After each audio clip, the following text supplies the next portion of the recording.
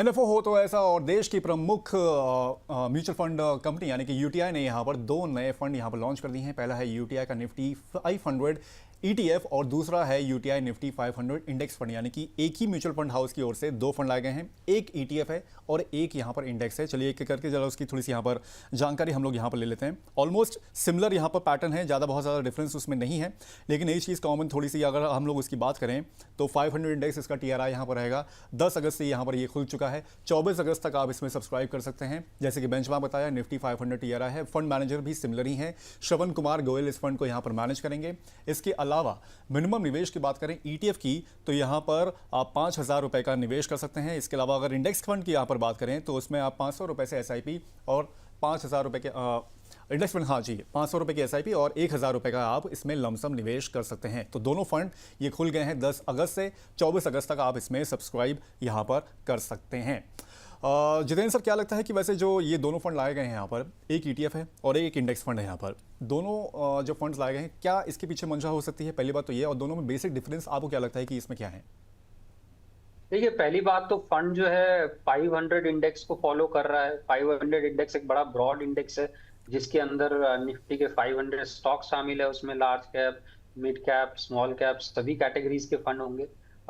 जो main objective होता है, दोनों ही पैसिव कैटेगरी हैं। सबसे पहली बात तो ये, सो दोनों ही एक 500 इंडेक्स को फॉलो करेंगे, यानी कि दोनों के अंदर 500 इंडेक्स में जिस तरीके से कॉन्स्टिट्यूएंट होगा स्टॉक्स का, वही स्टॉक्स का कॉन्स्टिट्यूएंट दोनों के अंदर रहेगा।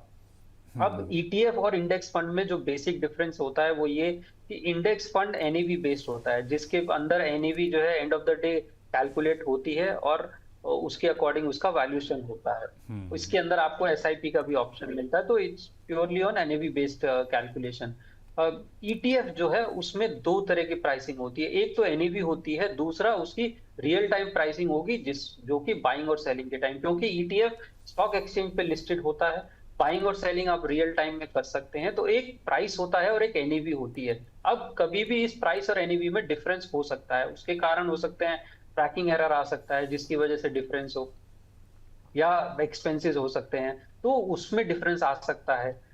तो जब भी ईटीएफ और बाइंग सेलिंग करते हैं तो प्राइस बड़ा मैटर करता है कि एनएवी के कितना क्लोज है। जितना क्लोज वो एनएवी के होगा उतना ही बेहतर होगा ईटीएफ बाय करना। तो ईटीएफ में बहुत कुछ निर्भर करेगा कि क्या ट्रैकिंग एरर होता है। और दोनों क्यों लाए गए हैं, तो दोनों तरह के इन्वेस्टर्स हैं, जो लमसम निवेश करते हैं या जो स्टॉक एक्सचेंज को समझते हैं और बाइंग सेलिंग आसानी से करना जानते हैं, उनके लिए ईटीएफ एक अच्छा ऑप्शन होता है।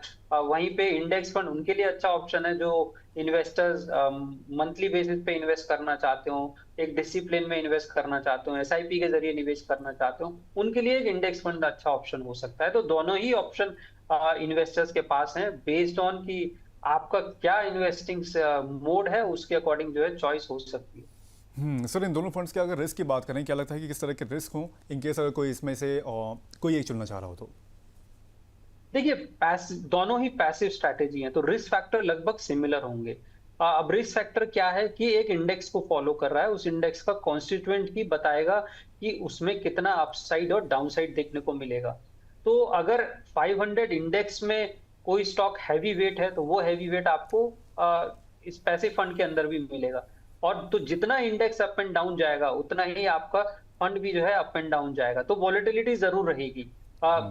एक्टिव फंड्स में क्या होता है कि फंड मैनेजर जो है डिसाइड करते हैं किस में कितना एक्सपोजर देना है, और मे बी वो एक्सपोजर जो है ज्यादा हो सकता है, उसमें नंबर ऑफ स्टॉक ज्यादा हो सकते हैं। यहाँ पे वही स्टॉक्स होंगे, उतने लिमिटेड स्टॉक्स होंगे जितने इंडेक्स में हैं। तो एक वॉलेटिलिटी फैक्टर रहेगा जो कंपैरिजन ज्यादा हो सकता है पैसिव फंड के अंदर, जो इन्वेस्टर्स को कंसिडर करना चाहिए। सर, टाइम हॉरिजन क्या रखेंगे इनकेस अगर कोई निवेश कर रहा हो तो कितने समय के लिए इसमें निवेश कर सकते हैं? प्लस इनकेस अगर रिटर्न्स की अगर बात करें, किस तरह के रिटर्न्स की वो लोग यहाँ पर उम्मीद कर सकते हैं? देखिए, पहली बात तो ये लॉन्ग टर्म होराइजन होना चाहिए। इक्विटी मार्केट्स है, और इक्विटी मार्केट जब भी हम निवेश की बात करते हैं तो मिनिमम 10-15 साल का होराइजन आपका होना चाहिए। लॉन्ग टर्म वेल्थ एक्यूमुलेशन को सोचकर चलना चाहिए। रिटर्न क्या होगा, रिटर्न इंडेक्स को फॉलो कर रहा है, तो अब वो इंडेक्स जो 500 का इंडेक्स है उससे जितना रिटर्न आप एक्सपेक्ट करते हैं वही रिटर्न जो है आप अपने इस फंड से एक्सपेक्ट करेंगे, क्योंकि ये उसको मिरर कर रहा है। थोड़ा बहुत डिफरेंस आएगा, वो एक्सपेंसेस की वजह से डिफरेंस हो सकता है, बट लार्जली इस इन फंड्स का जो ऑब्जेक्टिव है वो ये कि जो इंडेक्स को फॉलो कर रहे हैं उसको मिरर करना। सर ब्रॉड मार्केट इंडेक्स को तो ये फॉलो कर ही रहे हैं, मतलब स्मॉल मिड और लार्ज कैप का तो एक तरह से मिक्सचर है ही।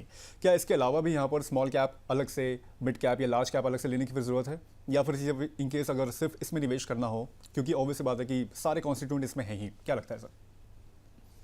देखिए हो सकता है, यहाँ पे तो ब्रॉड इंडेक्स है, ब्रॉडर मार्केट है जिसमें कैप्चर हो रहा है, और अब उस इंडेक्स में कितने स्टॉक्स हैं उस पे बहुत कुछ निर्भर करेगा और क्या कॉन्स्टिट्यूएंट है 500 इंडेक्स का। बट जब भी हम एक पोर्टफोलियो बनाते हैं तो अलग से भी जो है हम एक्सपोजर लेते हैं, मिड कैप और स्मॉल कैप में एक्सपोजर लेते हैं, या दूसरी कैटेगरीज में हम एक्सपोजर लेते हैं, क्योंकि हमें डाइवर्सिफिकेशन पॉइंट ऑफ व्यू से भी रहता है, प्लस एक्सपोजर भी रहता है। हो सकता है अब क्योंकि ये पैसिव फंड है, इसमें जो एक्सपोजर आपको चाहिए वो एक्सपोजर ना मिले, तो फिर आप जो है अलग से एक्सपोजर डिफाइन करेंगे अपने एसेट एलोकेशन के अंदर। तो इसलिए केवल इस पे रिलाय करके मैं ये सोच लूं कि केवल एक पैसिव फंड है, इसी में निवेश कर दूं मैं, इसी से मुझे रिटर्न आ जाएगा, जैसे मैंने पहले भी कहा पैसिव है, जी। वो स्टॉक का कॉन्स्टेंट और यह एक्सपोजर किसी भी स्टॉक्स के अंदर इंडेक्स के ऊपर निर्भर करता है। तो जैसे इंडेक्स के अंदर, और इंडेक्स में इतनी जल्दी बदलाव नहीं होते हैं स्टॉक्स के, तो इसलिए उस पर निर्भर करता है। तो एक पैसिव स्ट्रेटेजी बेस्ड है, पर फिर भी जो है asset allocation point of view से इन्वेस्टर्स को होता है कि डाइवर्सिफिकेशन के लिए और कैटेगरीज को इंक्लूड कर सकते हैं। सर लार्ज मिड और स्मॉल कैप इन केस अगर किसी के पास पोर्टफोलियो में, रिवर्स करते हैं इस सवाल को, अगर लार्ज मिड और स्मॉल कैप अगर है, तब क्या इस तरह के इंडेक्स फंड की जरूरत है जिसमें 500 कंपनीज हैं टॉप? देखिए कई बार हो सकता है जरूरत हो जाती है, और क्यों होती है कि जब किस तरह के फंड्स पहली बात तो हमने रखे हुए हैं। अगर ऑलरेडी आपके पास पैसिव फंड्स हैं तो मुझे जरूरत नहीं लगती कि आपको और पैसिव फंड्स ऐड करने की जरूरत है, या और आपको इस तरह से ब्रॉड करने की जरूरत है। हाँ, आपके पास पूरा एक्टिव पोर्टफोलियो है, आप थोड़ा सा पैसिव स्ट्रैटेजी में जाना चाहते हैं, तो इस तरह के फंड्स जो हैं आपके पोर्टफोलियो को बेहतर बना सकते हैं। तो इसलिए निर्भर करता है कि आपकी जो एग्जिस्टिंग स्ट्रैटेजी है उसमें पैसिव का क्या एक्सपोजर है और किस तरीके से लेके चल रहे हैं। तो जनरली मेरा मानना है कि 20-30% पैसिव का एक्सपोजर किसी भी पोर्टफोलियो में अच्छा जो है एक्सपोजर दे सकता है। ठीक है, तो ये बात निकल कर आती है यूटीआई निफ्टी 500 इंडेक्स फंड और ईटीएफ को लेकर। इसके बेसिस पे आप अपनी रणनीति बना सकते हैं कि इसमें निवेश करना है कि नहीं करना है।